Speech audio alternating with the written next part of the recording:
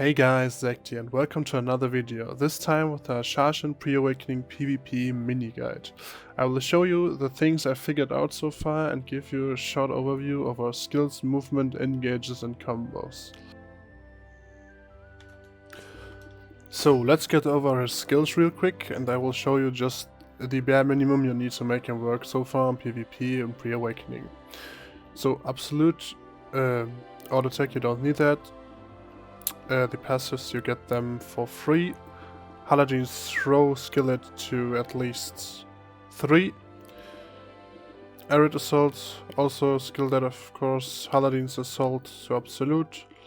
Mirage, alt protection, definitely. Alt dominion, absolute. I think these are, you get these automatically, yes. Paradise Beckons, definitely absolute. Sand Slicer can stay on 3 for the cooldown. Hourglass of Defiance, you don't need this to level at all for the moment. The only thing it will get you is that the tornado stays up longer, but to sacrifice like 60 skill points for 5 seconds is not worth it in my opinion if you lack on skill points. And I am only at 1.3k, so yeah. Tail Cutter can stay on 1 I think, yeah, 5-second cooldown on 1. Can skill it to absolute, the damage is okay-ish. Shadow Splitter, definitely absolute, one of your combo skills. Rapture, also absolute. Purge, you don't need to skill this at all for the beginning, I would say, if you lack on skill points. Retriever, definitely absolute. Piercing Tornado, absolute I would say. 5's okay also, to get the 8-second cooldown. Sand Diver, you can leave it to 5 also for the all accuracy, plus 9 for 10 seconds to get the maximum, the max buff there. Hourglass of Death, just skill it to 5 for the cooldown, so don't need to absolute it. Alt Breath, definitely absolute. Quicksand, definitely absolute. Get the flow also for the debuff, very important here. Chosen Blade, definitely absolute. Descent, definitely absolute. And skill all his passives. Yeah, I think that's basically what you need in the first place for the skills.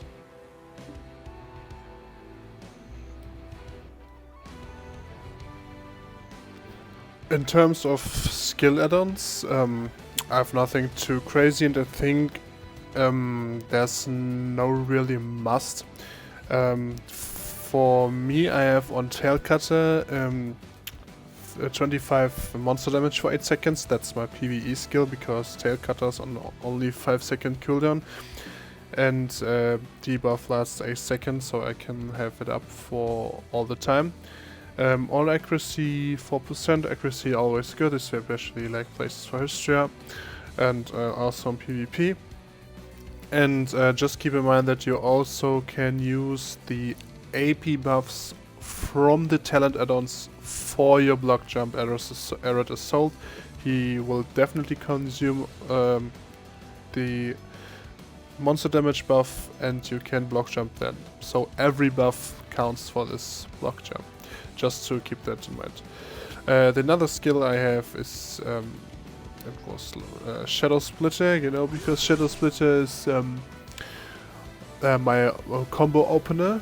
It's a DP shred, and so minus 20 DP for 5 seconds, and PvP damage for 10 for 5 seconds, and attack speed to get a bit more damage and to make my combo a bit faster, because that's the first skill in the combo, so you get the benefits from that. And the another skill I have is Chosen Blade, yep, because Chosen Blade, it shows this because it's I use it in PvE a lot, and with attack speed and crit rate, because that's a skill that offers you 20 crit rate for 9 seconds. In combination with Retriever, that Retriever gives you 30% crit rate, so you have a total of 50% crit rate. That's really huge. Especially per PvP wise, not the best skill to use. Maybe as a finisher in the combo you can definitely use this, but it's mainly for my PvE and a bit of PvP. But in general, and I think you can just look for attack speed, have at least one PvE buff, crit rate, maybe on descent if there are decent debuffs on descent for as a trading skill, you also can use those. There's no really must-have for Hashashin by now, I would say. So maybe because he's very limited with his combos right now, use Shadow Splitter to get the extra attack speed definitely, to make your combo faster. Maybe that is the only thing I would really say is important, but besides that, just choose whatever you want, what fits, what you prefer, what skills you use most and stuff.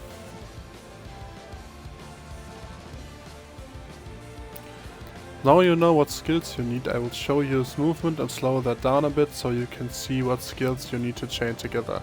Keep in mind that he uses a lot of stamina. I made the experience that deals 0 stamina means death in most cases. Use the super armor on Alt's Breath, Quicksand and Descent to regenerate stamina. Keep in mind that Tailcutter can be used out of cooldown and loses his super armor if you use it on cooldown. Also, Sand Slicer and Piercing Tornado are unprotected, so keep that in mind when you use those. Now you know how to move, I will show you some engages. The most obvious engage is Arid Assault, and it's the common one I think. Most Hashashins will use this. Besides then this engage, he has some more. Other reliable engages are Sand Slicer, what is a stun? Piercing Tornado, what is a float? And Mirage. Keep in mind that all those skills besides Mirage are unprotected, so you can't be CC out of them. The only really protected one is Mirage, but Mirage is really hard to use. Mirage is a counter attack, so you just can activate it when something is hit your forward guard. It only works in front of you in the second you activate this skill. You will directly land behind your target and stun it in super armor. Keep in mind that you still have to have your red cross on the enemy. So if you, for example, if an archer shoots you from too long distance and you will activate Mirage, nothing will happen and you will not teleport behind them. Keep that in mind. Also, I will show you some cancels, because some of the super armors have gaps at the end. For example, Descent. Hold the RT or R2 trigger after you use Descent to instant cancel out of it with Tailcutter. Because Descent on the end has a huge gap that can be punished. So use Tailcutter after that and the gap should be away. I'm not sure 100%, maybe there's the tiny gap, but that should work in most scenarios. Same for Alt's Breath. If you use Alt's Breath, Tailcutter after, and there's no gap. There should be no gap, because after Alt's Breath also is a gap. You also can do this when you use Quicksand and cancel out of it with your iframe. Another cancel that's really important is for SA trading with your Retriever. The normal animation looks like that, that's the long one. But I have to wait for the cooldown here a second. You can cancel that with your iframe to skip the start animation. This move is also super armor but has a gap on the end, so be careful with that. You can maybe use this Tailcutter to cancel it again. It would look like that. Another engage you can use is Purge. Purge is a bit difficult to use, and I'm struggling at the moment to find a good way to use it because I get punished often by it. But it's this skill, the range is quite huge, and that's a float. And you can use these, you can cancel the start animation and do the hit after the iframe. For example, go with Hashashin Assault, Purge, iframe, and the hit applies.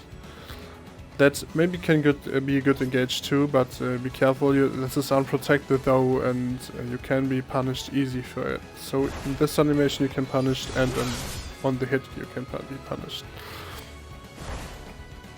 Another thing I will show you is the Hourglass of Death. Hourglass of Death is another engage, but in my opinion it's a really bad one. Because the block jump, the Hourglass of Death hits the target in front and not in the back, and it's really slow. My recommendation is to get the AP buff to use Arid Assault. So your other block jump, that one here, I would just recommend cancel the ride directly out of the Hourglass of Death that looks like this. To not apply the hit, because the hit is unprotected and you're stuck in the animation. And sometimes you can get the lucky hit, of course, but in most cases you will get punished for it if you're not cautious.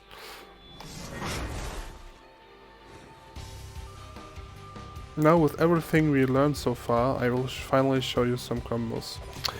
This combo here is the strongest one. I figured that out. I will slow that down a bit so you can see the skill chain. The good thing about this combo is, it has 3 down smashes. A down smash is something like maybe, for example, like on Sun Slicer, the yellow thing, down attack, down smash. Down smash is an extension of your CC for 0.5 seconds. It don't count as a CC, so you can always apply that. Down smashes normally have a chance of 30% to proc, so when you do attack and an attack with down smash and your opponent is on the ground, you have a 30% chance to extend your CC. There's one exception I know of, that's Sork. Sork has a skill with a 100% down smash.